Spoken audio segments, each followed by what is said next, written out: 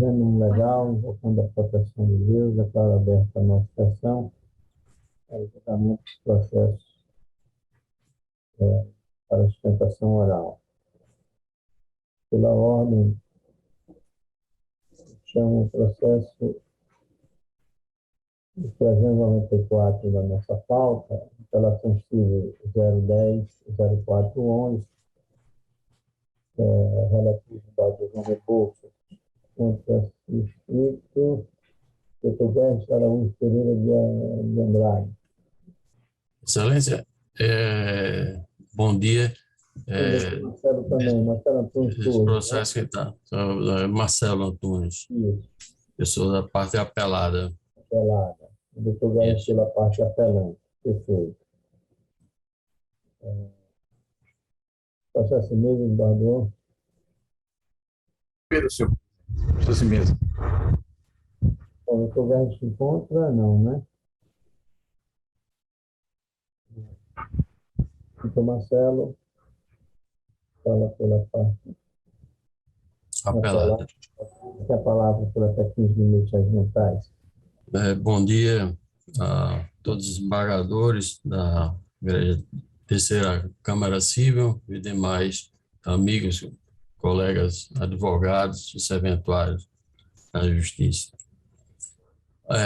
Aqui eu trago a sustentação oral no sentido de que se mantenha a decisão do juízo de piso de primeiro grau da comarca do Jardim de Piranhas, onde reconheceu a prescrição da petição de herança da senhora Ana Lúcia, que é a apelante no caso, tendo em vista até mesmo a vigência do Código de 1916.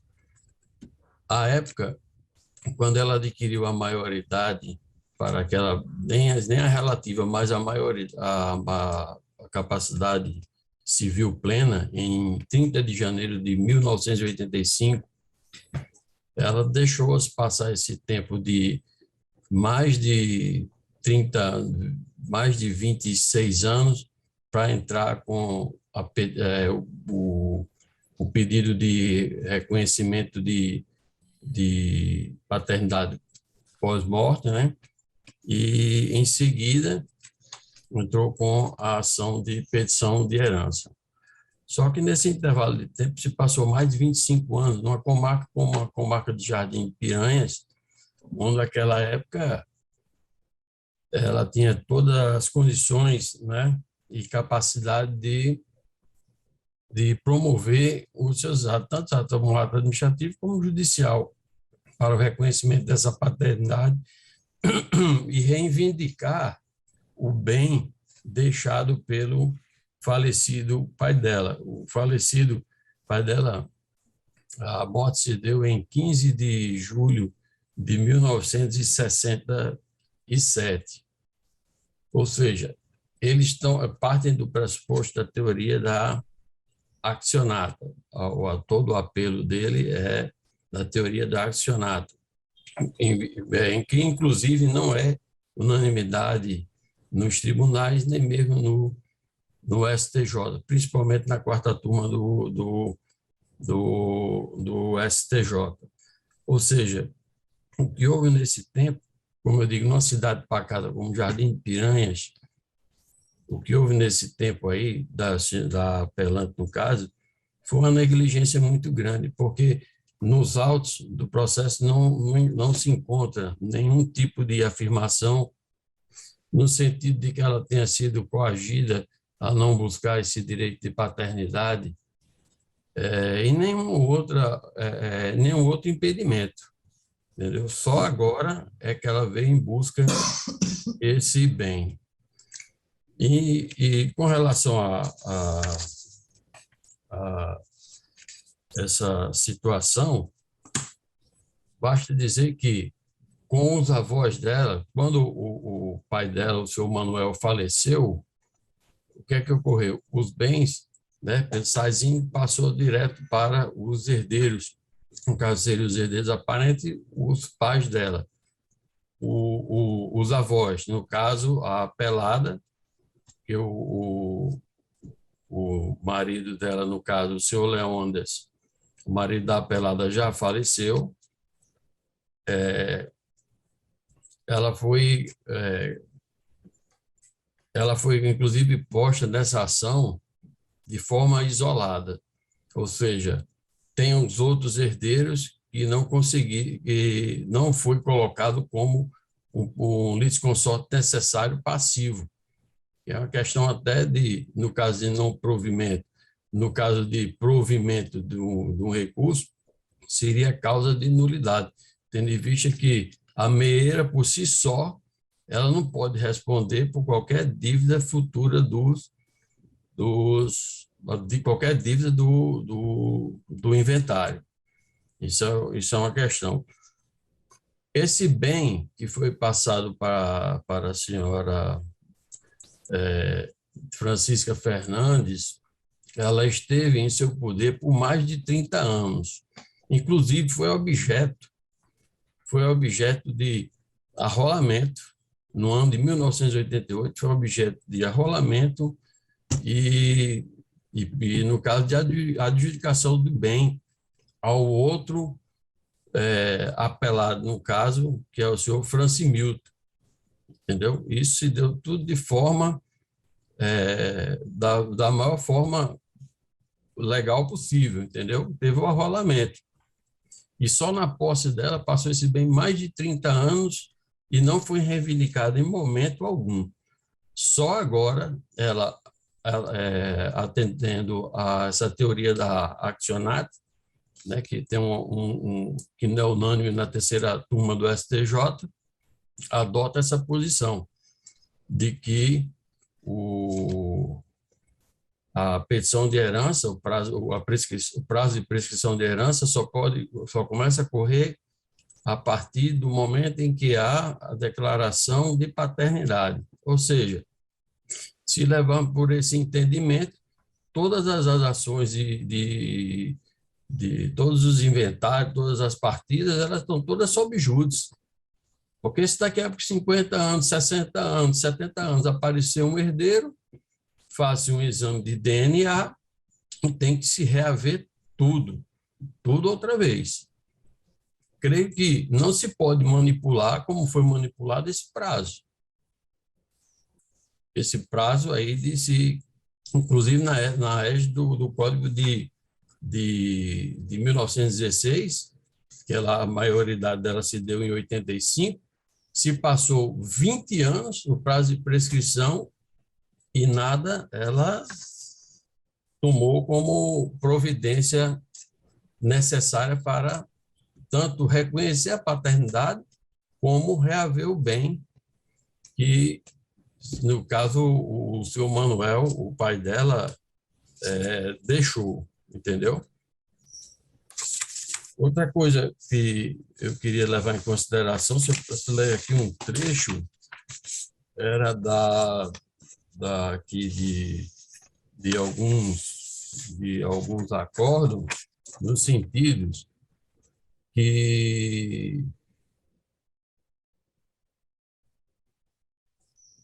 atenta que o prazo prescricional para as ações de petição de herança, ela se dá a partir da abertura da sucessão, respeitando, inclusive, o princípio de Sazin. Porque, independentemente de ser reconhecido ou não, a época saber quem são herdeiros ou não, os bens são transmitidos. E em sentido contrário, se assim não fosse, isso fere mortalmente o princípio da segurança jurídica, a questão do uso capião, como foi o caso também da senhora Francisca Fernandes, a minha constituinte, que ela teve mais de 30 anos de posse do bem, entendeu? Essa é a posição adotada, em sua maioria, de forma majoritária, pela quarta turma do STJ, entendeu? Inclusive, uma das últimas decisões teve como o relator o ministro Raul Araújo, que foi no agravo do RESP do 479 648, entendeu? Que ele aderiu aos fundamentos do voto vista da ministra Isabel Galotti, que, se os senhores permitem, eu vou ler aqui para melhor esclarecer aqui o que fez a mudança de convencimento. Ela diz o seguinte, a ministra Isabel Galotti, que defende o entendimento de que o trânsito em julgado da sentença de reconhecimento de paternidade, com o início do prazo prescricional para a petição de herança, conduz na prática à imprescritibilidade desta ação, gerando grave insegurança jurídica às relações sociais. É como eu falei aqui anteriormente. Então, todas as ações de inventário, partilha, rolamento e não, pode ter 70, 80, 90, 100 anos, ela vai estar sob júdice. Basta aparecer um herdeiro. Entendeu? Esse aqui era o entendimento da quarta turma do STJ. E uma outra coisa que eu gostaria de trazer aqui aos senhores desembargadores, as excelências, é o seguinte, é o fato de que a apelada, ela, desde o início da ação, ela entrou no polo passivo da ação sozinha. Ela é meieira do inventário que se está ainda tramitando aí na comarca de Jardim Piranhas, que o esposo dela, o senhor Leônidas, faleceu e ela é meieira. Ou seja, nessa ação aqui, proposta pela senhora Ana, os demais herdeiros, por litisconsórcio necessário passivo, eles deveriam constar, todos eles, no polo passivo dessa demanda. Porque a meieira, por si só, ela não irá, e não tem a legitimidade, no caso de configurar sozinha no polo passivo. E, inclusive, eu trouxe até um recurso especial, que eu permita eu ler aqui um trecho, que é o recurso especial número 1677732 do Paraná, certo? Que tem como relator o ministro Paulo de Tarso Severiano. Ele diz, né, na segunda parte da ementa, ele fala: meação e herança, distinção. A meação não integra o espólio, razão pela qual somente os herdeiros podem responder pelas dívidas deste, direito que não está condicionado à partilha, e possibilidade de que os bens recebidos a título de meação respondam pelas dívidas do espólio. Ou seja, o pedido, ao final aqui que eu faço, é no sentido de quê? De que seja mantida, reconhecida a prescrição, até mesmo por negligência da parte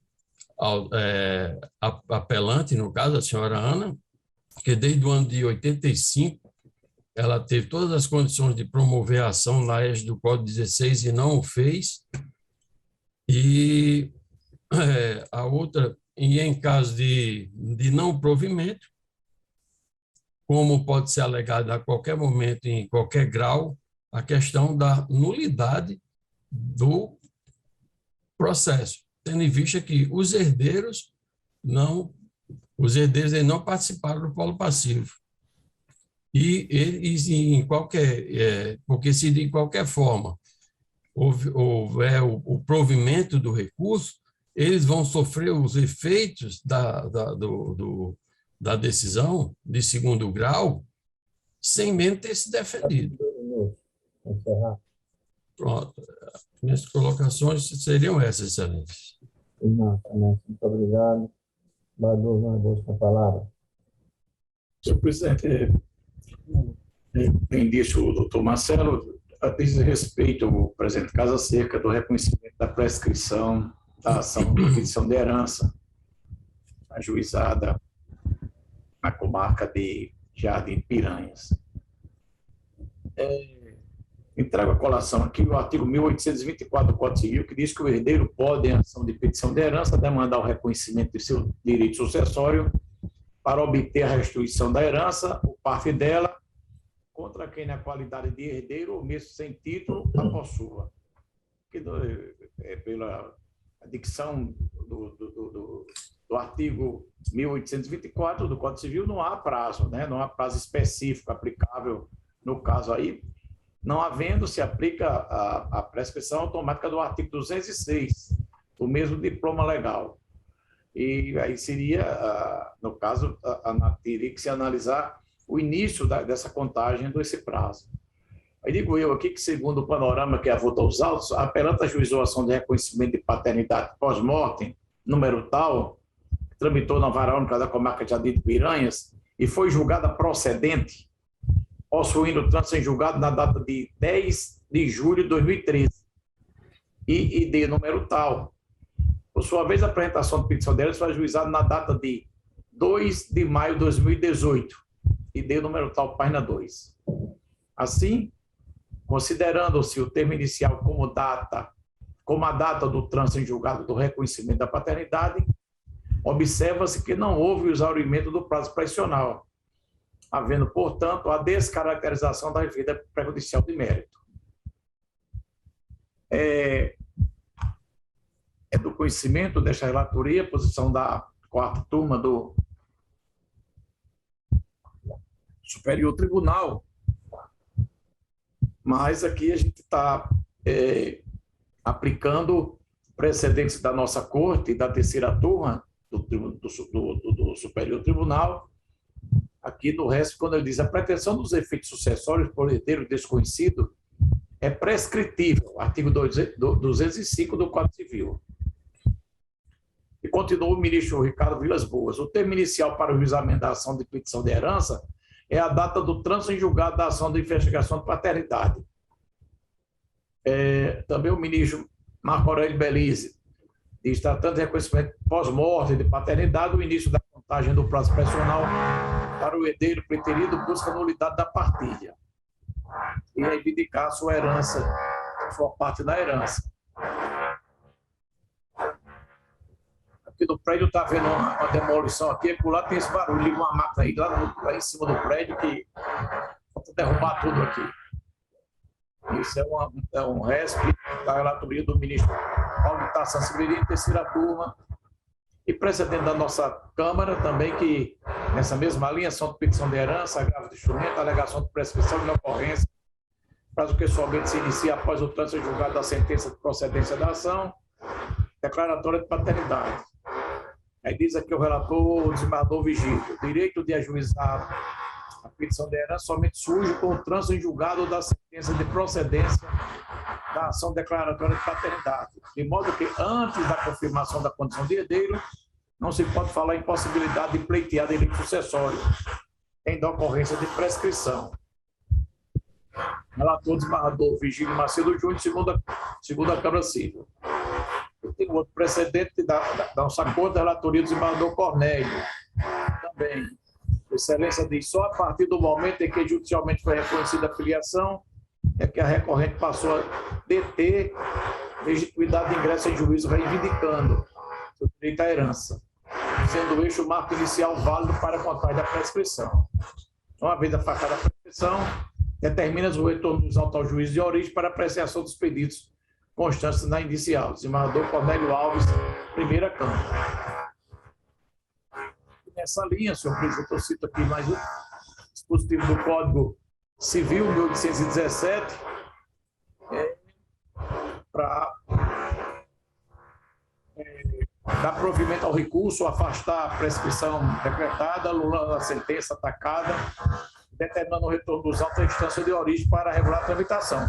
Aí, isso que o doutor Marcelo disse, a segurança jurídica não será afetada, porque aqui não se está dizendo que vai voltar ao estado quo ante, mas pode-se, inclusive, se indenizar a herdeira. Não tem que se tomar imóvel, não tem que fazer isso ou aquilo. Vai ser assegurado o direito dela como herdeira. que foi reconhecido judicialmente. É como eu estou votando, senhor presidente, pela anulação da sentença determinando o reitor dos autos à instância de origem. Pois não, excelência. Desembargador presidente, Padre Expedito, bom dia. bom dia a todos. Bom dia. Seja bem-vindo à nossa Câmara. Estamos Tá encerrando. bom, tô apoio, excelência. À disposição de Vossa Excelência e de todos os membros. Muito obrigado, excelência. No caso, então, estou acompanhando Vossa Excelência, desembargador Amilcar. Nenhuma observação, senhor presidente. Ou não. Então, ouvido o Desembargador João Rebouças, ao doutor unanimidade. Fábio, meus cumprimentos. Bom, estou Prazer, amigo. seja bem-vindo. estou vendo aqui o desembargador Expedito, já se apresentei, o desembargador Cláudio Santos, bom dia, doutor Ricardo Sidolfo, bom dia, sejam bem-vindos à nossa Câmara. Vossa Excelência foram convocados para julgamento de processos em decorrência de impedimento. Não é isso, Luciana? Isso, desembargador. 398 da pauta anterior, da relatoria do desembargador Amilcar. 398. 398 da pauta anterior. Desembargador Esse Amilcar. participar ou esse é expedido? Esse 398 no caso, inclusive, eu sou impedido. Os convocados para isso, Luciana? Desembargador Expedito, doutor Ricardo Tinoco e desembargador Cláudio, porque o desembargador Cláudio já tinha votado nesse processo. Sim, nesse desembargador Cláudio já votou. Então, vou passar a presidência do desembargador João Rebouças, não é isso? Porque eu sou impedido desse processo. Isso. Esse processo tem defesa oral? Já houve sustentação, né? Ah, não, houve sustentação, isso eu não sei. Eu vou passar. Houve. Quando eu faço o julgamento, Eu peço desculpa porque estou com a garganta péssima aqui, mas já houve sustentação oral. Só teve o voto do desembargador João Rebouças, divergente até agora. O desembargador Cláudio Santos acompanhou o meu voto no sentido... Excelência, eu também acompanho o relator, excelência. No sentido de manter a sentença. E o desembargador Cláudio já havia votado e a sustentação oral já foi feita. Senhor presidente, O desembargador Expedito está acompanhando. eu acompanho o relator também. Acompanhando o relator, né? E todos Vou três. proclamar, Falta um voto. Também acompanho o relator, senhor presidente. Acompanho o relator. o doutor Ricardo também acompanha o relator. Então, por maioria, desprovido o recurso dos termos do voto, o relator vencido, João Rebouças. Por a presidência do desembargador Maurinho. Obrigado, Senhor excelência. presidente, pela ordem. Pois não, desembargador Cláudio? É só esse processo para o qual eu estou convocado, né? Isso mesmo, desembargador. Então, eu queria externar os meus cumprimentos aos colegas, aos funcionários, aos advogados presentes na sala, bem como desejar-lhes boas festas e um ano novo de saúde para todos e suas respectivas famílias. Vai aqui o meu abraço fraterno e o meu desejo de que possamos ter melhores resultados, não só em quantidade, mas em qualidade no julgamento dos processos no ano novo. De formas que peço licença, senhor presidente, para me retirar da sessão e agora trabalhar nos processos do Tribunal Eleitoral. Pois não, excelência. Agradecemos a sua participação, que honra a nossa Câmara. Agradecemos os votos, Vossa Excelência, e desejamos a mesma proporção. Vossa Excelência tenha um Feliz Natal, um próximo ano novo, juntamente com a sua família e todos os seus. Grande abraço. Cláudio, Obrigado. atribuo em dobro tudo ao amigo e aos familiares. Obrigado, desembargador João Rebouças. Obrigado a todos. Um grande abraço, bom dia. Outro abraço. Vamos seguir, então. Desembargador Mauri, tem 4 processos com pedido de sustentação oral que o desembargador Expedito também foi convocado. Pronto, estou aguardando a expulsão da Câmara. É o 307, da relatoria do desembargador Amilcar, é o 294, também da relatoria do desembargador Amilcar, o 2, da relatoria do senhor, e o 7 também da relatoria do senhor. Tá na listinha das sustentações orais. Os meus é porque tratam-se de processo que tem a Unimed. Isso. 307, É o 7. 294, doutor, eu já vi aí, parece que o doutor Bruno requereu sustentação oral, ele está presente, doutor Bruno Henrique. Vamos iniciar, então, pelo 307. Sim, bom dia. Desembargador Amilcar, desembargador João. Tem o 307 e 294, são de matérias semelhantes. O doutor Bruno fala pelo agravante, eu não sei se ele quer fazer sustentação oral em ambos ao mesmo tempo, já que a matéria ou quer individualmente. Só um adentro. Esses processos, é porque eu estou sem o número da pauta, são respectivamente da Sara e do Caio Davi? O 307 é do Caio, Aham. e o 294 é da pessoa Sara. Perfeito. Posso fazer dos dois juntos, sim. Só tem uma peculiaridadezinha que difere os dois, mas eu posso fazer numa sustentação só. Pois não, doutor Bruno, tem a palavra, então, por até 15 minutos regimentais. Bom dia, eu gostaria de deixar os meus sinceros cumprimentos aos outros desembargadores, os representantes do Ministério Público e aos colegas advogados aqui presentes.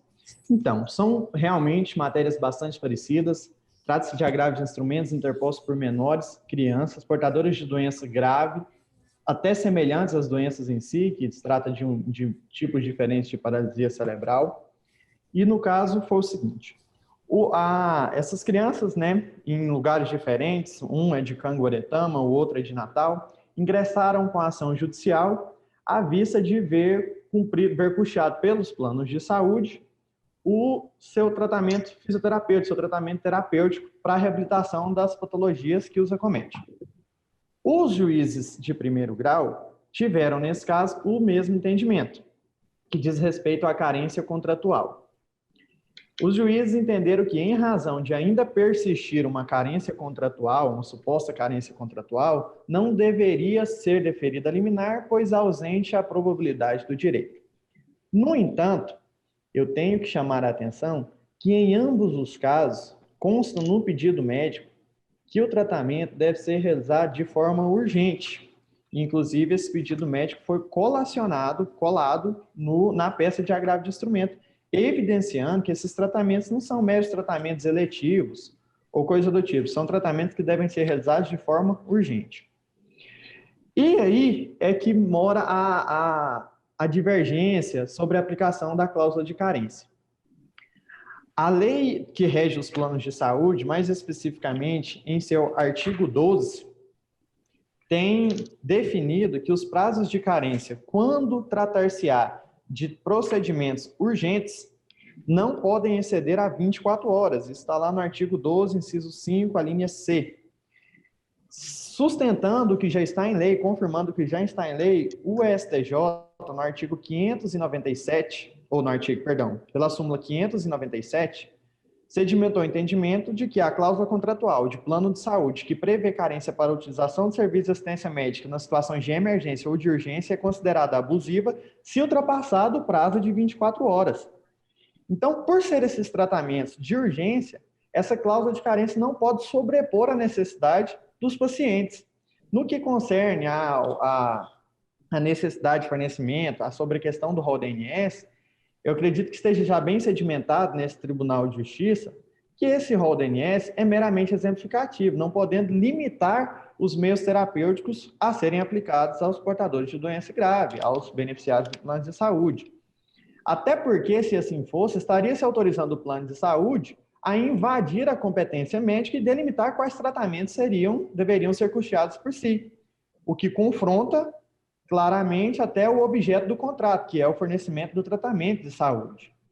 E nesse caso aqui, há uma divergência, porque no caso da Sara, inclusive já passou esse prazo de carência, porque o prazo de carência para a realização dessas fisioterapias é de 6 meses. No caso da Sara, já passou esses 6 meses. Então, por mais que se entenda que seja válida essa carência, no caso da Sara já não há mais que se falar nela, porque ela já passou, e devendo, portanto, ser reformada a decisão liminar, pois caso contrário não seja, a gente mesmo com o passado do prazo de carência, vamos ter que esperar uma sentença. E aí ela vai ficar sem realização dos tratamentos. No caso do Caio Davi, apesar de não ter passado o prazo de carência, tem essa questão do tratamento urgente, que relativiza o prazo de carência e coloca ele como 24 horas. E é fundado nessas razões pelo encabimento da cláusula de carência. Nesses casos específicos, por ser tratamento urgente, é que deve ser reformada a decisão de primeiro grau de modo a garantir a essas crianças o fornecimento dos tratamentos que se mostram como imprescindíveis para a reabilitação do seu quadro clínico. E confiante nessas razões é que se pede deferimento. Eu encerro minha sustentação oral, deixo os meus votos aqui para que tenhamos um ótimo fim de ano, que esse recesso seja bastante de descanso para todos nós e que venha um próspero ano novo. Muito obrigado, doutor Bruno. Madamilga tem a palavra. Senhor presidente, eu estou podendo falar pouco aqui, eu vou fazer um resumo. A enfermidade de ambos os agravantes, e isso aqui, todos os dois tratam-se de agravo de instrumento, são semelhantes. Sabemos que nas questões de urgências e emergências, esse prazo de carência, ele não precisa ser observado. Entretanto, em ambos, nós temos uma enfermidade que era pré-existente.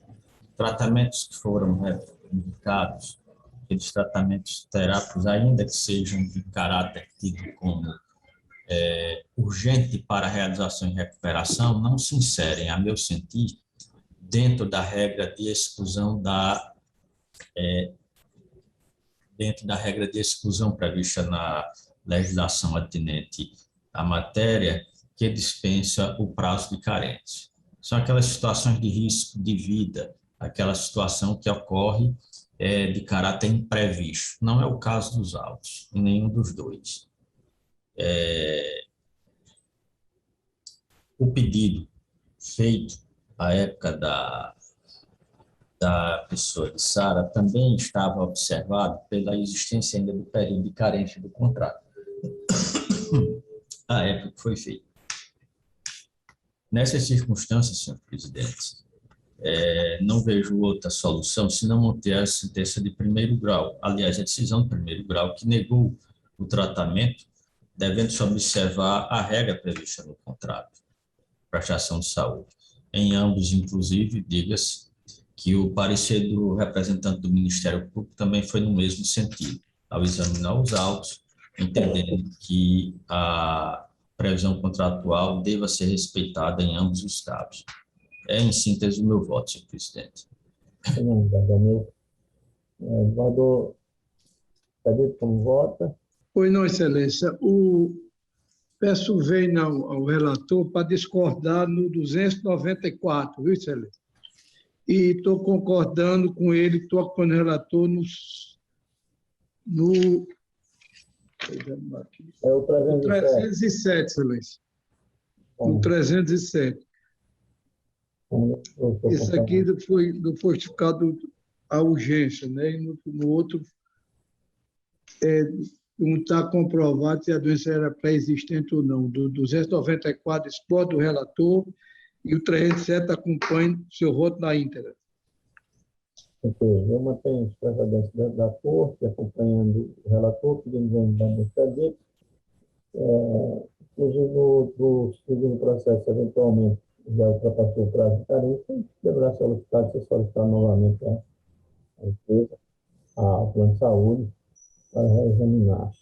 Então, eu acompanho o relator e proclamo, então, no primeiro, no 307, unanimidade. No segundo, por maioria, vencido do expediente. Tem o 7, que é de 7, né? Que é de Vossa Excelência, né? O 7 e o 2. 7 e o 2. Ok. Não vai ter sustentação oral, não. No processo do agravo de instrumento da Lara Vitória, eu gostaria de fazer a sustentação. No outro, pode dispensar, que é o agravo de 0809477. É o 7, não é isso? Eu acredito que seja, não estou sem a palavra. Aqui tem dois Não, né, também. eu não estou com. Licença, Excelências. Eu sou o O 7 7, e o 2, né? o 2 e o 7, quem vai sustentar sou eu. Agravo de instrumento, o 02 é o 0810378, dígito 18/2021. Não é isso? É 0810378, isso.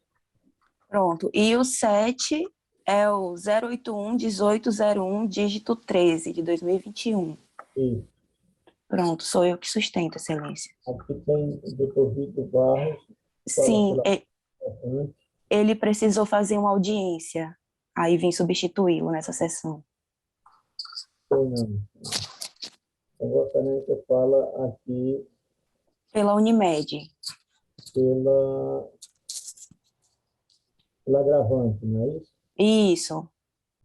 É a questão, a matéria que discute ingresso, né, de profissional no plano. O 02 discute uma liberação de valores de ingresso médico. Da quantia apostada da mandante. Isso. O 07 é relacionado a uma multa. O descumprimento, o suposto descumprimento de medida liminar. Bastante a palavra de novo. Muito obrigada, Excelência.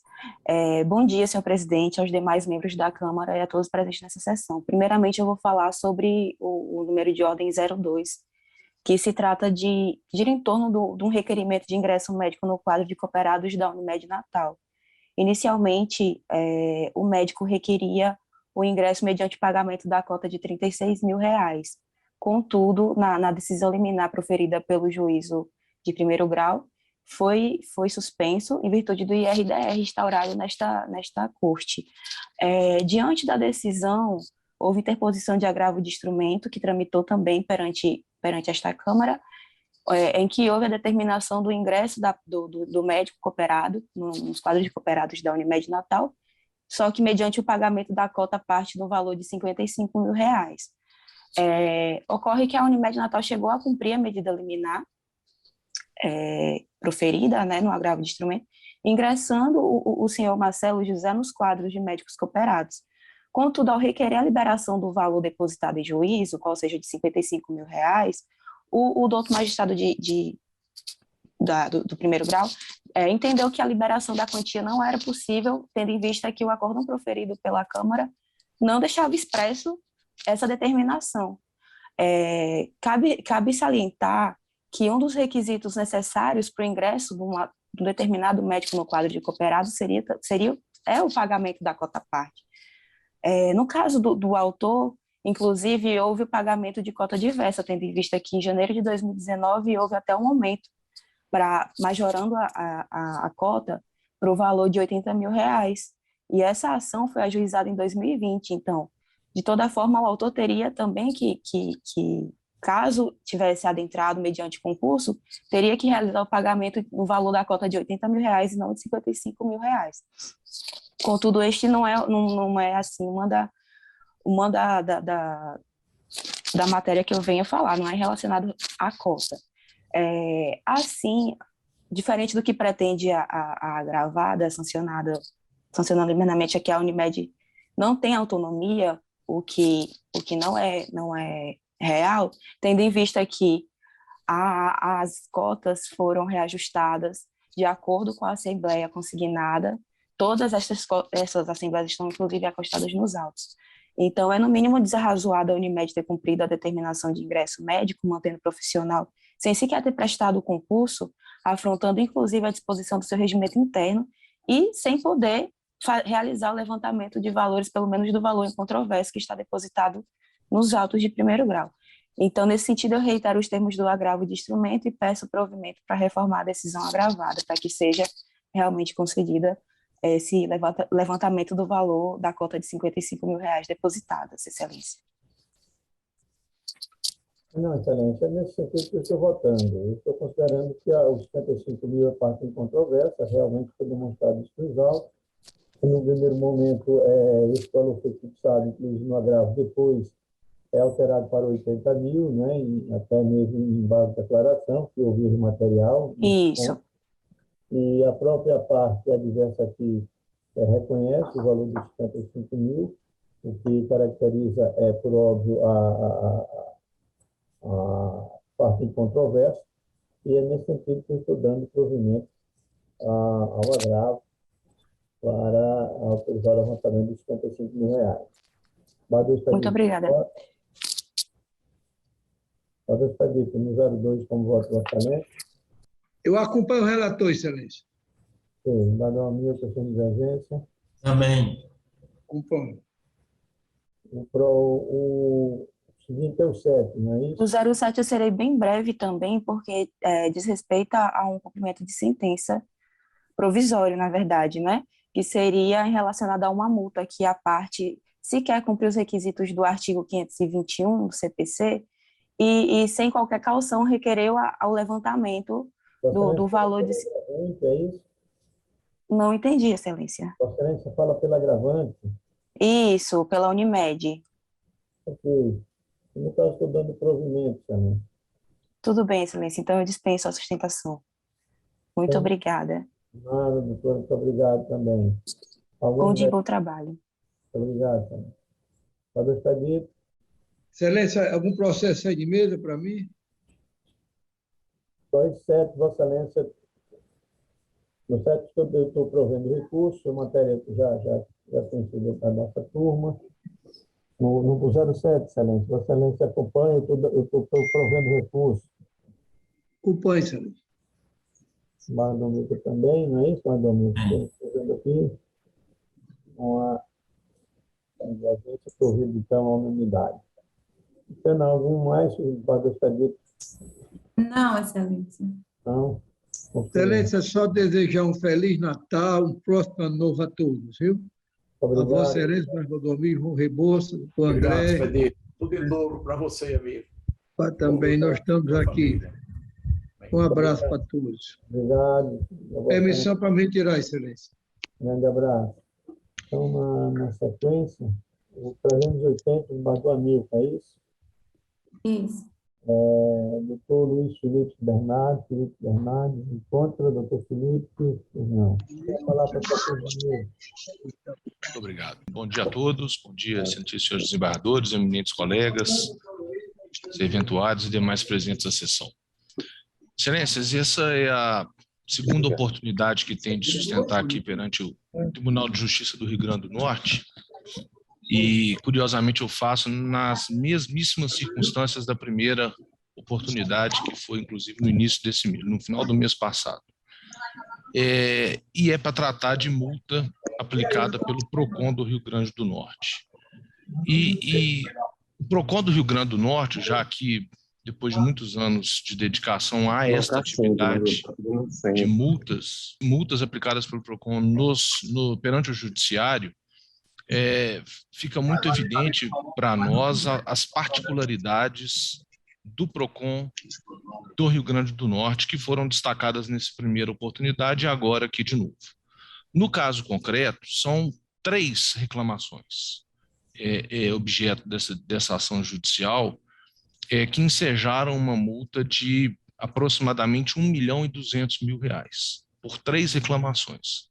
Não há, então, portanto, neste processo uma questão massificada, uma publicidade enganosa, uma falha de rede. Não, são 3 consumidores em todo o estado que fizeram reclamações, e nós vamos destacar aqui a impertinência delas, mas que ensejaram uma multa de R$1.200.000. E qualquer uma das primeiras particularidades do PROCON do Rio Grande do Norte que eu gostaria de trazer aqui dessa tribuna virtual. Os processos se iniciaram no início de 2007 e 2008, os 3 processos administrativos, e tiveram sua decisão definitiva em abril de 2017. O PROCON do Rio Grande do Norte, portanto, ficou uma década para decidir um processo administrativo. E, ao final, punir a apelante. Nesta importância aí de R$1.200.000 para 3 casos. Então, o que nós sustentamos no feito? Prescrição da pretensão punitiva do Estado, que foi rechaçada na sentença ao fundamento de que o decreto 20.910, e a Lei 9873 de 99 não são aplicáveis no caso concreto, porque esses dispositivos só se aplicam à administração pública federal. E aí está lá o precedente do STJ nesse sentido, na sentença. Nós não desconhecemos o entendimento do STJ de que esses normativos não se aplicam a processos administrativos estaduais ou municipais. Ocorre que a fundamentação da Claro, ela tem respaldo na Constituição Federal. É com base no princípio da razoável duração do processo, da segurança jurídica, da proporcionalidade, da inafastabilidade do acesso ao judiciário, que não se pode admitir que um processo fique 10 anos no âmbito administrativo, pesando sobre a cabeça do administrado, conferindo ao poder público a oportunidade de sancionar a hora que bem entender. Crimes dos mais graves do Código Penal têm prazo prescricional e uma multa não vai ter? Uma sanção administrativa não vai ter? Os princípios constitucionais não podem ser relegados, a sua aplicação não pode ser relegada em detrimento da existência de um normativo local. E nesse sentido, o desembargador Cláudio Santos estava aqui agora há pouco, e neste precedente que eu disse, a primeira oportunidade que tive de sustentar no Tribunal do Rio Grande do Norte, apelação 085-2251, acórdão publicado 2 de dezembro de 2021, relatoria do desembargador Cláudio Santos. O caso era rigorosamente idêntico a este. E o que disse o desembargador Cláudio Santos na oportunidade? Aspas. Apelante defendeu a anulação, apelante, claro, mesmíssima coisa. Apelante defendeu a anulação das multas aplicadas pelo PROCON do Rio Grande do Norte nos autos XYZ, aduzindo que esses processos tiveram início nos anos de 2007 e 2008, mas que apenas em 2017 foram proferidas decisões com aplicação de multa. Artigo 5º, 38 da Constituição assegura a todos o direito à razoável duração do processo, tanto na esfera judicial como administrativa. Segue o desembargador. Na apuração da prática infracional pelo PROCON, deve ser assegurado ao administrado os direitos previstos na Constituição, dentre eles a razoável duração do processo, o que não aconteceu nos processos XYZ, cuja conclusão se deu com 10 anos de instauração. O caso é idêntico. Idêntico. Segue o desembargador. Nesse diapasão, não se mostra razoável o transcurso do prazo de 10 anos para a conclusão do processo administrativo no PROCON, objetivando a apuração de prática infracional e aplicação de multa, pois essa demora implica ofensa ao princípio da segurança jurídica e a garantia da razoável duração do processo. O caso é rigorosamente idêntico, excelência. O Tribunal do Rio Grande do Norte acabou, tem 10 dias que publicou o acordo, acabou de decidir o caso. E nos termos do 926 do CPC, os tribunais devem uniformizar a sua jurisprudência, mantê-la estável, íntegra e coerente. Então, reiteramos aqui nesta oportunidade a aplicação desse precedente idêntico que acabou de ser publicado pelo Tribunal do Rio Grande do Norte. A despeito disso, outra particularidade do PROCON deste Estado.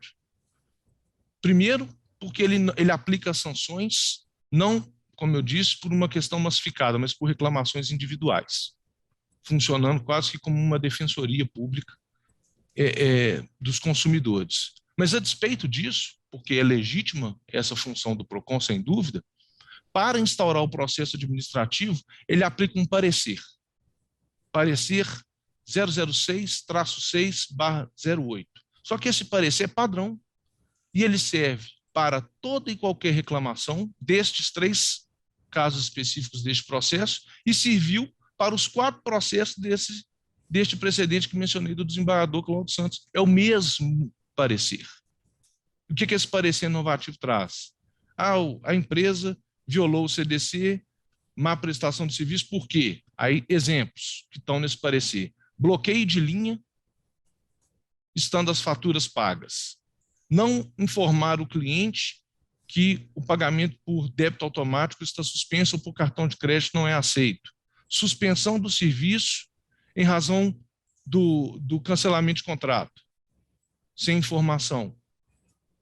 São dezenas de situações constantes deste parecer que não têm absolutamente nenhuma pertinência com o caso dos autos, como não tinham com o caso do precedente que já relatei. Só que esse parecer ele é copiado e colado em todos os processos do PROCON do Rio Grande do Norte, violando o artigo 489, parágrafo 1º, que se aplica, sim, ao processo administrativo à luz do artigo 15 do CPC, que impede a indicação ou a reprodução de parágrafos sem explicar sua relação com a causa, que impede o emprego de conceito jurídico indeterminado sem explicar o motivo concreto da sua incidência, que impede a utilização de motivos que se apliquem em qualquer decisão, como é feito no caso concreto. E aí, novamente, o que disse o desembargador Cláudio Santos, acompanhado à unanimidade pelos seus pares, no referido ao recurso de apelação que já mencionei aqui? Peço, venha de novo para citar o trecho do seu voto.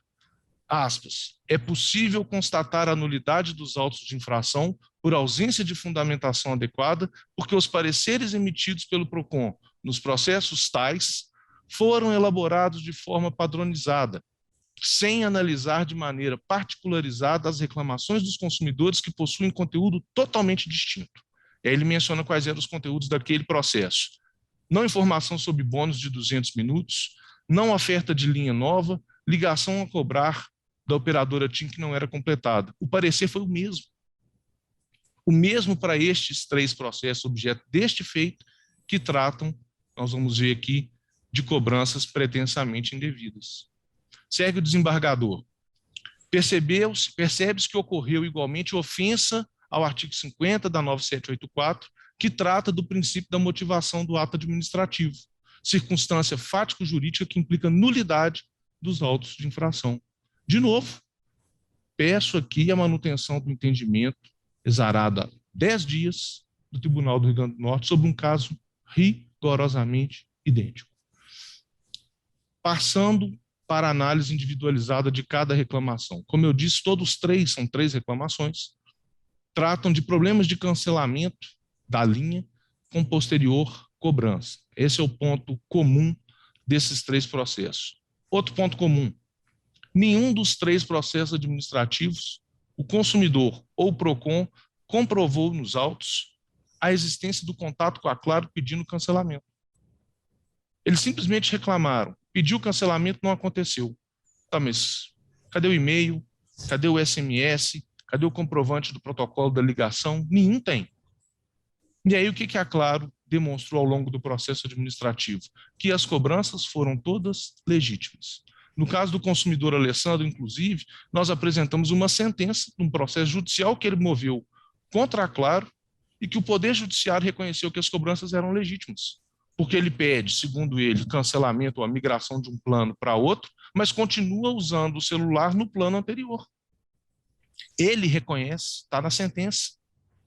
E o juiz falou assim, olha, a cobrança é legal, porque você continuou usando o telefone, a despeito de dizer que tinha feito a migração e não fez. Então, as cobranças são legítimas. O processo judicial está no estado julgado, foi em procedência do pedido do autor. Então, não houve ilegalidade. O senhor Herbert pediu a migração do plano em dezembro de 2016 e em fevereiro de 2007 recebeu uma cobrança. O que nós apresentamos? A fatura considera um ciclo de tempo. E o ciclo do caso deste consumidor era de dezembro a janeiro. Se ele pediu o cancelamento do plano em dezembro, aquele ciclo de dezembro a janeiro vai ser computado para a fatura em fevereiro. Não quer dizer que ele continua sendo cobrado após o cancelamento. Apenas está sendo cobrado aquele período do último ciclo. Não há cobrança legítima. Senhora Lindalva comprovou o cancelamento em 2009 e está questionando faturas de 2007. Está a tela do sistema mostrando quando é que ela pediu o cancelamento em 2009. Então, é legítima a cobrança, ou são legítimas as cobranças. E ainda que não fosse para encerrar a sustentação, a multa aplicada é completamente desproporcional, excelência. Para cada um reclamante, as multas variarão entre 350 mil e 400 mil reais. A Claro tem 60 milhões ou mais de clientes no Brasil. Se vossas excelências forem aplicar 400 mil reais por cliente, acabou, a empresa não se sustenta. Havendo ou não havendo pertinência na reclamação. E aí um último aspecto. Semana passada foi publicado um novo decreto, Decreto 10.887 de 21, que inclui e altera dispositivos no decreto 2187, que, como todos sabemos, regulamenta o CDC. E ele trouxe 2 dispositivos muito importantes que eu gostaria de trazer a conhecimento de Vossas Excelências. Primeiro, artigo 38A, que ele inseriu lá no 2181 de 97. E ele diz o seguinte: a fiscalização no âmbito das relações de consumo deverá ser prioritariamente orientadora. O PROCON do Rio Grande do Norte só aplica multa, uma atrás da outra. E multas de 400 mil por reclamação, que não é razoável. E o segundo artigo que eu gostaria de trazer a Vossa Excelência, artigo 28, foi inserido o inciso 5, que estabelece que, na aplicação da multa, deve ser considerada, aspas, a proporcionalidade entre a gravidade da falta e a intensidade da sanção. Por mais que haja dosimetria aí de fato A estabelecida nos normativos, não há de se fazer uma aplicação cega desses dispositivos, violando ou ignorando o princípio da proporcionalidade, que, a despeito de ser constitucional, agora também está positivado no decreto que regulamenta o CDC. Com esses fundamentos, Excelência, requer o provimento do recurso para a reforma integral da sentença e anulação das multas, ou, e sucessivamente, a redução da sanção. Muito obrigado. Estão me ouvindo? Estou ouvindo, Excelência. Porque parece que o doutor Luiz não me ouviu quando eu adverti sobre o tempo. Não havia ouvido, não, Excelência. Peço desculpas. Doutor Milton tem a palavra. Senhor presidente, primeiramente, quanto ao precedente. Apesar do maior respeito que tem ao desembargador Cláudio Santos, não entendo como haja vinculação do precedente que o nobre advogado faz referência, porque nós temos um precedente da turma julgadora de 3 componentes a vincular 9 desembargadores. Isso é impensável. Se fosse um precedente pleno, sim. Mas o precedente de uma turma, de uma Câmara, não há como vincular. Até porque a própria Câmara são 4. E aí, na turma julgadora em questão, foram 3. Ressalvado o entendimento do desembargador Cláudio, aí a quem tem o maior respeito, não vejo como haver essa obrigatoriedade de aplicação do referido precedente. Essa é a primeira observação. A segunda, a questão prescricional, eu transcrevo aí no meu voto, não obstante as alegações do nobre advogado, eu entendo que no presente caso não se aplica. Quanto à questão, e eu peço desculpas por resumir, hoje está ruim de falar para danado,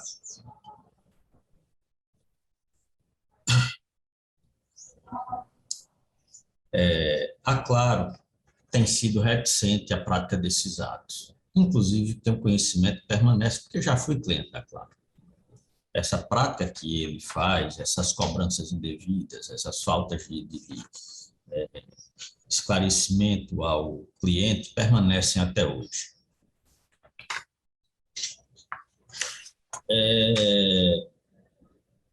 E é impressionante ver que, com todos os acontecimentos, com todos os esclarecimentos e multas que se aplicaram, a companhia nenhuma providência toma a respeito de prestar um serviço de melhor qualidade. E o que poderia, no caso, ainda se discutir no presente situação seria a questão da proporcionalidade da multa aplicada. Ocorre, Excelência, que há um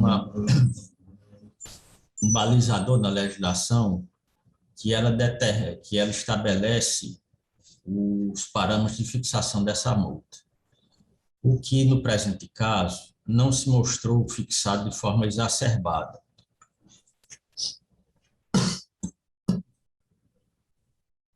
Tendo em vista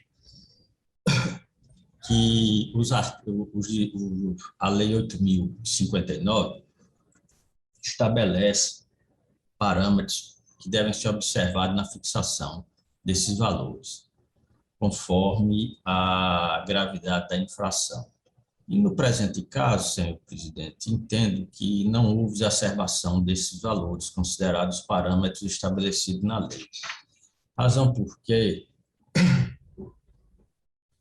eu entendo pela manutenção da decisão de primeiro grau, conforme prolatado, senhor presidente. Não, senhor. Precedente da primeira Câmara, eu vou acompanhando o voto com excelência aqui, eu vou acompanhando a leitura e vou acompanhar também a conclusão. Então, deputado João. Eu recebi o voto com antecedência, examinei e não tenho nenhum destaque a fazer. Proclamo, então, a unanimidade. Feliz. Foi o 380. Muito obrigado, bom dia a todos. Na sequência, tem o 23 da minha relatoria. Doutor Bruno Henrique. Foi sim. A excelência fala pela gravada, né? Isso. No caso, esse processo, eu havia até, e aqui eu dei uma explicação à turma, no primeiro momento, inclinado em determinado sentido, mas eu me debrucei sobre o mesmo e vi que havia uma preliminar de não conhecimento do recurso. E no reexame que fiz, eu estou atacando a preliminar, levantada pela parte agravada. Não é isso, doutor Bruno? Sim, da preclusão e até da questão temporal.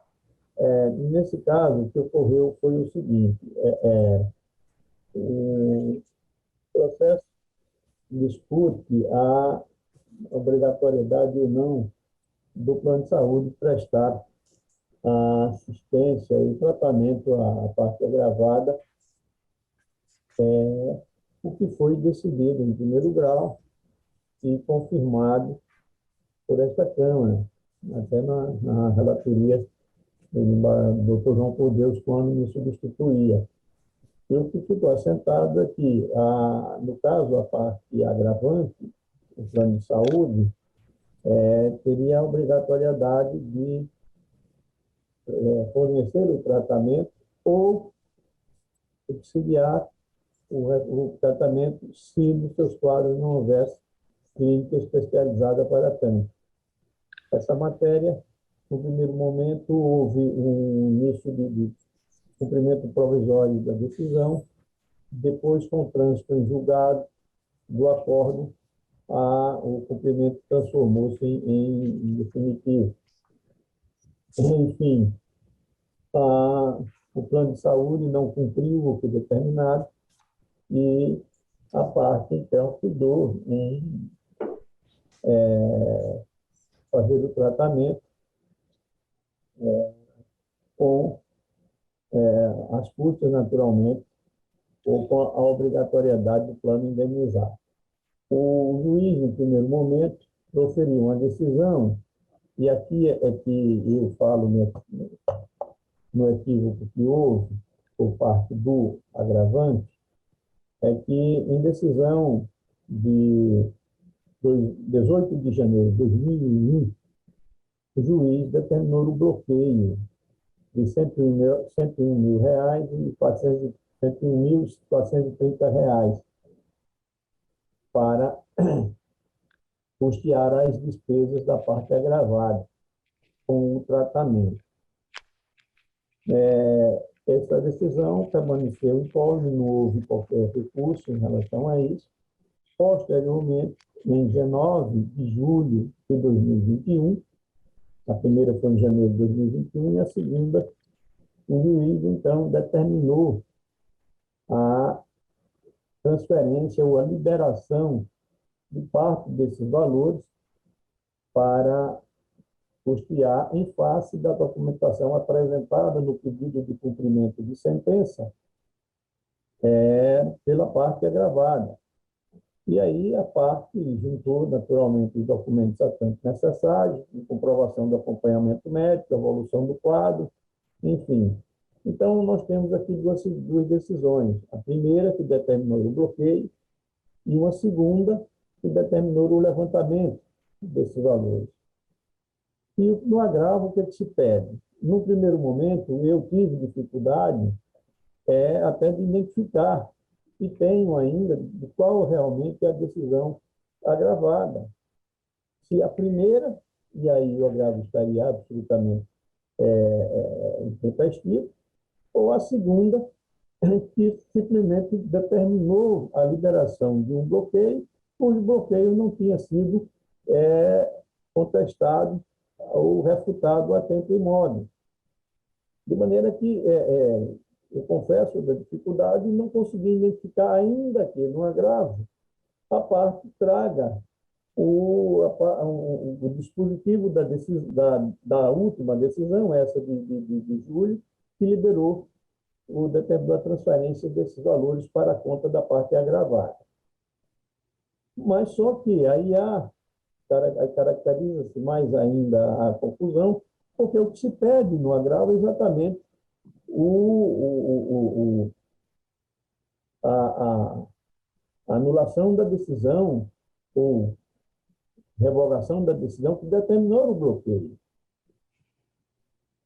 Então, o que não foi objeto, como disse, e essa decisão é de janeiro de 2021, e, portanto, há incompatibilidade, naturalmente, entre os pedidos, até mesmo porque não se sabe identificar qual exatamente a decisão combatida, porque o pedido em si não se compatibiliza com o que decidido na última decisão, que eventualmente seria, ou hipoteticamente, posso até usar o termo mais abrangente, seria a decisão agravada.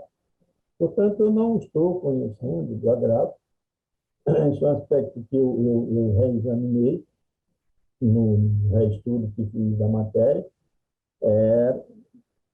e vejo que não há como, no presente agravo do instrumento, se atender o pedido formulado, o pedido de mérito formulado no agravo, que seria a revogação da decisão que determinou o bloqueio. Portanto, é como estou votando, não conhecendo do presente agravo do instrumento. Dado dos colegas, se há alguma observação, alguma divergência. Teólogo do João. Sem discrepância, senhor presidente. Da dona Milka. Eu fiz essa observação porque até mesmo, como eu disse, eu tenho inclinado num determinado sentido, mas é sempre bom a gente rever e estudar a matéria, porque me chamou realmente a atenção a preliminar suscitada pela parte agravada. Proclamo, então, não conhecido o agravo nos termos do voto do relator. Na sequência, o 307 foi julgado, 294 também, o 05 da minha relatoria, doutor André Franco. Estou aqui, Excelência. Bom dia a todos. Bom dia, Vossa Excelência fala pela parte agravante. Exato. Vossa Excelência tem a palavra, senhor André. Perfeito, Excelência. Primeiramente, cumprimentar Vossa Excelência, embargo do presidente, demais membros desta terceira Câmara, representante do Ministério Público, colegas advogados e advogadas presentes, servidores. Excelências, esse processo, como Vossa Excelência muito bem colocou, cuida de um agravo de instrumento interposto por duas crianças, né, em uma ação de oferta de alimentos manejada pelo genitor delas. Essa ação tramita na 6ª Vara de Família.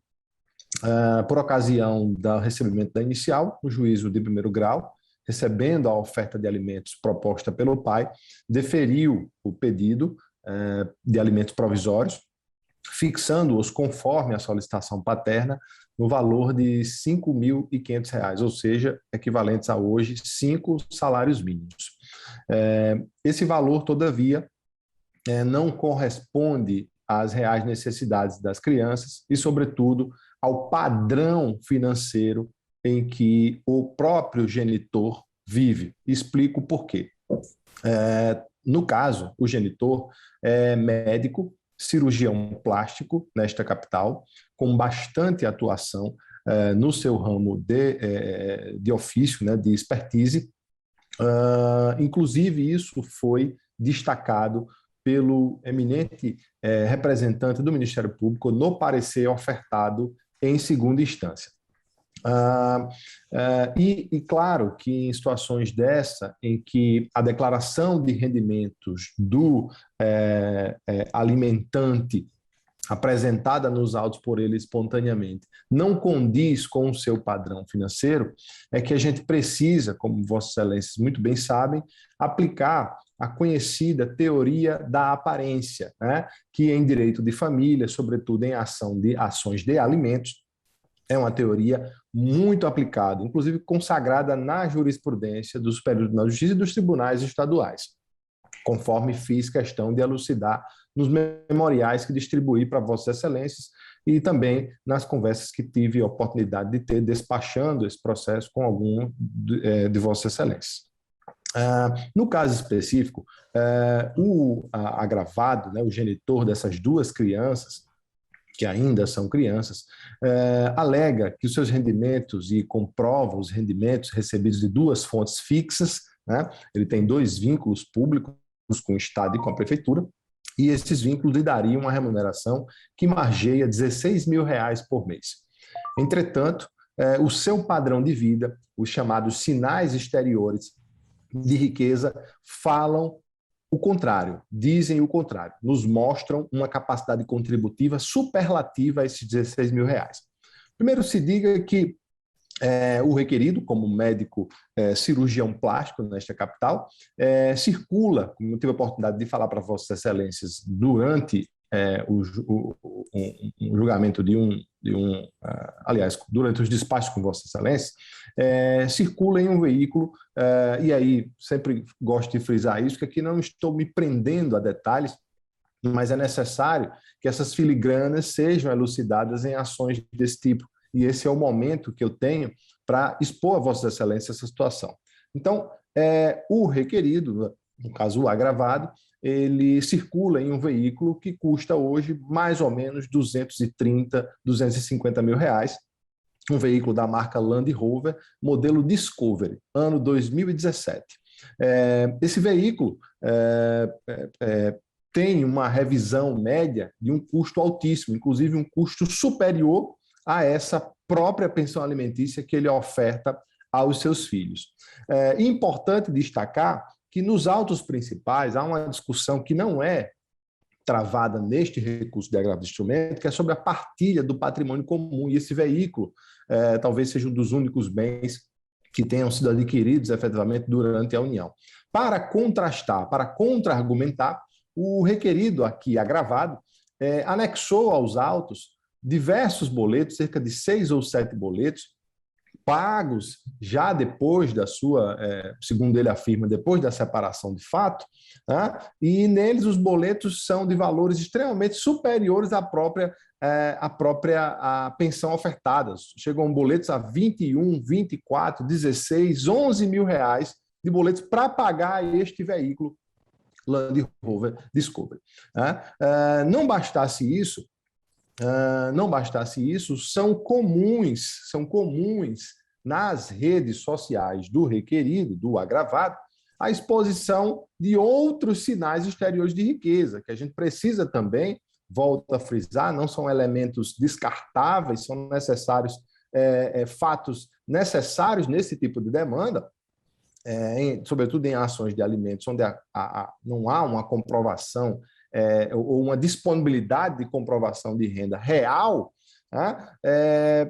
por exemplo, recentemente publicou uma foto onde traz um casamento, onde ele casou-se novamente, e o anel de casamento, né, a aliança, custa R$ 15.600, né, de uma conhecida marca de joias, enfim, não vem ao caso. Então, mais esse elemento, esse sinal exterior de riqueza, o requerido, o agravado, não faz questão de demonstrar, né? Inclusive a sua atuação profissional corriqueira. É muito comum, todas as manhãs, pelo menos 3 ou 4 vezes na semana, ele postar uma foto dentro da sala de cirurgia, ou seja, demonstrando a habitualidade. E muito embora a genitora das crianças também seja médica, seja obstetra, Nós sabemos que os procedimentos de obstetrícia e de cirurgia plástica são pagos de maneiras diferentes.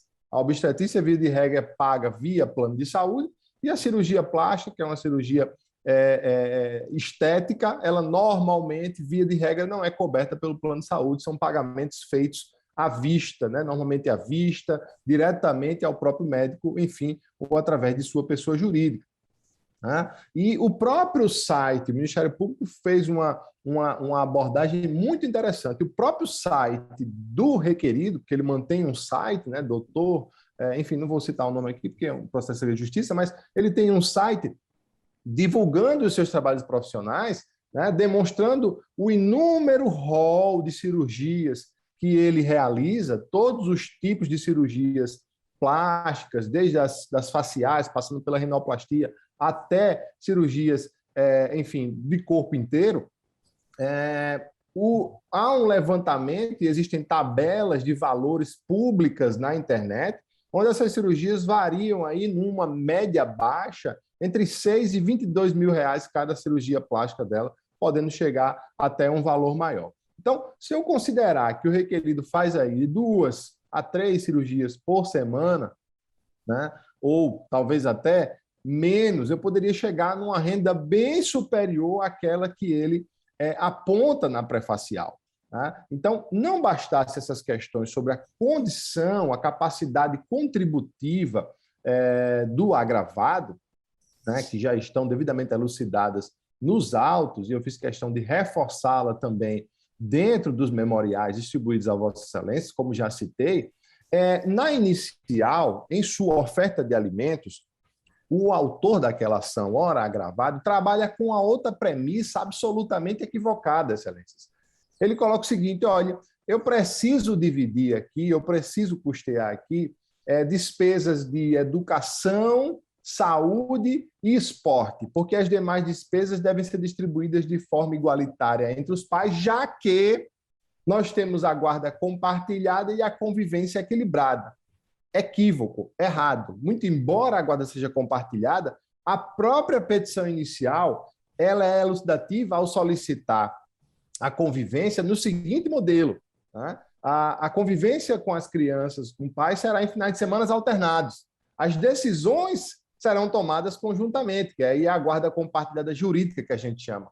Mas a guarda compartilhada física não existe. Então, ele entrega 70%, 80% do tempo no mês das crianças à genitora, fica com o remanescente, com os 30% ou 20%, e equipara as despesas da convivência, porque as crianças estão consigo. E, com base nesse cálculo, ele oferta 5 salários mínimos. Né? Então, há uma incongruência também nesse aspecto. Não bastasse a capacidade contributiva dele ser superlativa àquele valor que ele declara nos autos, os sinais exteriores de riqueza, volto a frisar, Vossa Excelência, são elucidativos nesse sentido, ele parte de uma premissa equivocada para fixar o valor na inicial, já que não existe o compartilhamento físico da guarda, existe o compartilhamento jurídico, isso é fato, inclusive já está decidido, já está resolvido.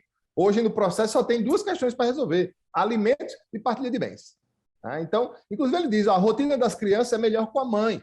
Então, como é que eu entrego a responsabilidade semanal das crianças ao cuidado materno, mas faço uma paridade, uma distribuição igualitária, equitativa do quanto alimentar, né? Das necessidades das crianças?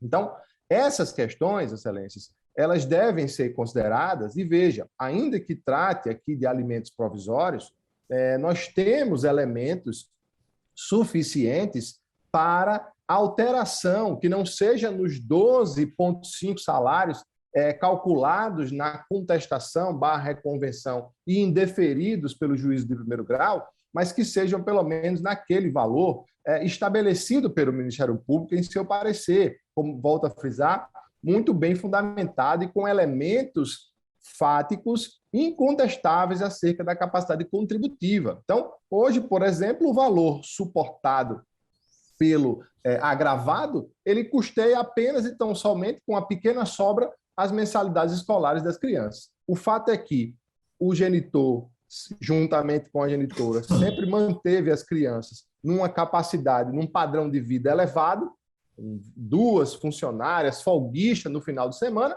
e simplesmente depois que o relacionamento acabou, teve fim, ele reduziu a sua contribuição. Então, para ele é muito confortável. Tá? Para ele é muito confortável. Deixa todo o ônus, e nós sabemos que hoje nós fazemos uma análise, inclusive econômica, dos alimentos, quanto ao tempo, né, disponibilizado por uma das partes no cuidado com as crianças.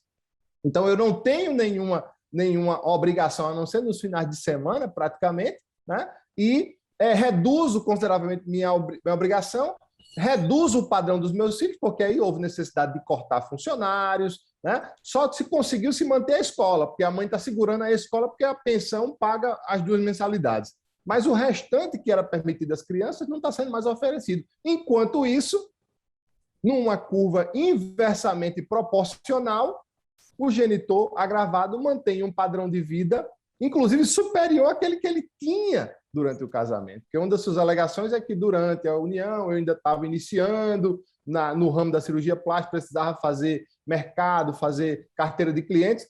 Tudo bem, porém já se passaram 3 anos desde aquele momento e a capacidade contributiva dele é superlativa. O que nós temos hoje diante dessa decisão atual, e já me encaminho para o final, Excelência, nós temos hoje o genitor num padrão elevado, pagando alimentos para os filhos viverem num padrão inferior ao seu. Absolutamente incongruente com aquilo que preconiza, e finalizo com isso, o artigo 1694. Nós sabemos que os alimentos são necessários, são aqueles indispensáveis à subsistência, mas eles têm um moderador, eles têm um balizador, que são os alimentos civis, aqueles necessários para manter quem recebe no mesmo padrão de vida ou no padrão de vida assemelhado daquele que provê a verba alimentar.